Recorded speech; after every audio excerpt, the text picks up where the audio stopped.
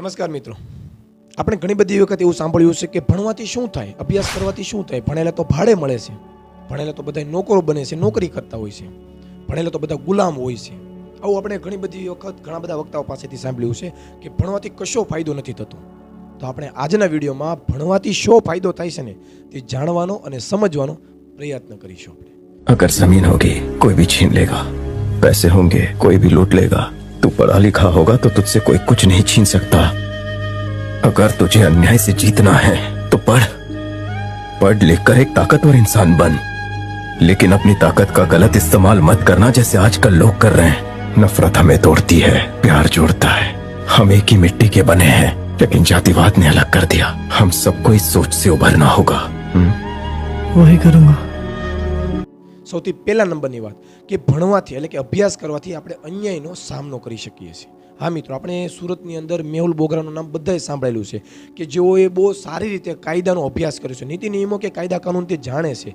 તે પોતાની સાથે કે બીજા અન્ય નિસહાય લોકો જે છે તેમની સાથે જો અન્યાય થાય છે ને તો તેને પણ તે ન્યાય અપાવતા શીખે છે. ન્યાય સામે કઈ રીતે, અન્યાય સામે કઈ રીતે લડત લડવીને તે તમને સમજાવે છે, શીખવાડે છે અને તેઓને તે ન્યાય અપાવે છે. તો યાદ રાખજો મિત્રો, જો અભ્યાસ કરવાથી, ભણવાથી આપણી સાથે જો અન્યાય થાય, આપણા પરિવાર કે સમાજના કોઈ પણ વ્યક્તિ સાથે જો અન્યાય થાય ને તો એને આપણે ન્યાય અપાવી શકીએ છીએ. નંબર બીજો ફાયદો એ પણ છે કે કોઈ આપણો હક છીનવી નથી શકતું મિત્રો.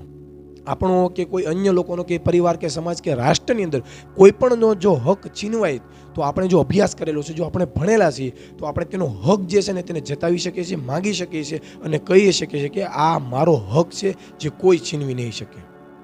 યાદ રાખજો મિત્રો કે ભણવાથી ત્રીજા નંબરનો ફાયદો એ છે કે આપણે પોતાના પગ ઉપર ઊભા થઈ શકીએ છીએ. ઘણા બધા લોકો એવા હોય છે કે જેને પિતાની સારી એવી મિલકત કે દોલત વારસામાં મળતી હોય છે, પણ ઘણા બધા લોકો એવા હોય છે કે જે આર્થિક પરિસ્થિતિ રીતે ખૂબ જ કંગાળ અને એની સ્થિતિ જે છે ને ખરાબ હોય છે. આર્થિક રીતે પરિસ્થિતિ ખૂબ જ રીતે ગરીબ હોય છે. તો યાદ રાખજો મિત્રો કે પોતાની આર્થિક સ્થિતિ બદલી શકે એવો નંબર 4નો પણ ફાયદો છે. પોતે પગભર પણ બની શકે છે, પોતાની આર્થિક સ્થિતિ પણ બદલી શકે છે અને એક સ્ટ્રોંગ માઇન્ડસેટ જે છે ને એ અભ્યાસ કરવાથી, ભણવાથી જે છે ને તે તૈયાર કરી શકે છે. ભણવાથી 5મા નંબરનો ફાયદો એ પણ છે કે તમને કોઈ છેતરી નથી શકતું. હા મિત્રો, જેટલા પણ આપણે અભ્યાસ કરીશું, જેટલું પણ આપણે જાણશું, શીખીશું, જેટલા પણ આપણે આગળ વધીશું ને એટલા આપણા છેતરાવાના ચાન્સીસ જે છે ને તે ઓછા થઈ જશે.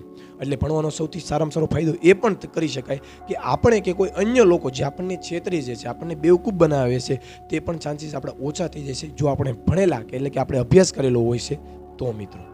એટલે કે ભણવાનો ફાયદો એ પણ છે કે જીવનમાં સંઘર્ષ બહુ ઓછો કરવો પડશે. કારણ કે જે લોકો ભણેલા નથી, અભ્યાસ કરેલો નથી, એટલે કે જેમની પાસે કોઈ ડિગ્રી કે કોઈ પ્રકારનું નોલેજ નથી, અભણ લોકો છે, તેને પોતાને ખ્યાલ નથી હોતો કે મહેનત કઈ રીતે અને કેટલી અને ક્યાં ને કેવી રીતે કરવી જોઈએ જેથી ઓછી મહેનતે સ્માર્ટ વર્ક કરીને પણ જો આગળ વધી શકાય છે. એટલે ઘણી જગ્યાએ તમે જોતા હશો કે મજૂર લોકો, આર્થિક રીતે પરિસ્થિતિ ખરાબ હોય છે, એવા લોકો સખત પોતાની શારીરિક રીતે મહેનત કરતા હોય છે, તેમ છતાં પોતાની સ્થિતિ જે છે તે બદલી નથી શકતા.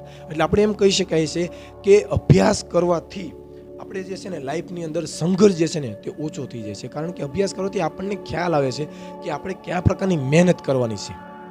અભ્યાસનો સૌથી સારામાં સારો ફાયદો મને એ પણ લાગ્યો કે આપણે અંધશ્રદ્ધામાંથી બહાર નીકળી શકીએ છીએ. હા મિત્રો, જેટલું તમે અભ્યાસ કરેલો છે, જેટલું તમે વાંચન કરેલું છે, જેટલી વસ્તુ તમે શીખેલી છે, તો એટલું જ તમને ખ્યાલ આવશે કે ખરેખરમાં દુનિયાની અંદર આધ્યાત્મિક શ્રદ્ધા કઈ રીતે કામ કરે છે, વિજ્ઞાન કઈ રીતે કામ કરે છે. જે અંધશ્રદ્ધામાં જે લોકો ફસાઈ જાય છે, ક્યાંક ને ક્યાંક બલિ ચડાવે છે, ક્યાંક ને ક્યાંક પોતાના સંતાનો, જે પોતાની મિલકત કહી શકાય, પોતાનો જીવ કહી શકાય, એવા લોકોની પણ બલિ ચડાવે છે. એનું પાછળનું કારણ એક જ છે, અંધશ્રદ્ધા. અને અંધશ્રદ્ધામાંથી નીકળવાનો માત્ર એક જ ઉપાય છે કે તમે અભ્યાસ કરો, તમે ભણો, તમે આગળ વધો, પુસ્તકો વાંચો, નવા નવા લોકોને મળીને શીખો. ત્યારે તમને ખ્યાલ આવશે કે દુનિયાની અંદર આ જે ઘણા લોકો જે અંધશ્રદ્ધા ફેલાવે છે તેમાંથી કઈ રીતે માણસ જે છે ને તે બહાર નીકળી શકે છે. અભ્યાસ કરવાથી દુનિયાને આપણે જોવાનો આપણો દૃષ્ટિકોણ જે છે ને એ અલગ બદલાઈ જાય છે. કહેવાય છે ને કે ભાઈ આંખો તો બધાને આપેલી છે પણ દૃષ્ટિકોણ બહુ ઓછા લોકો પાસે છે.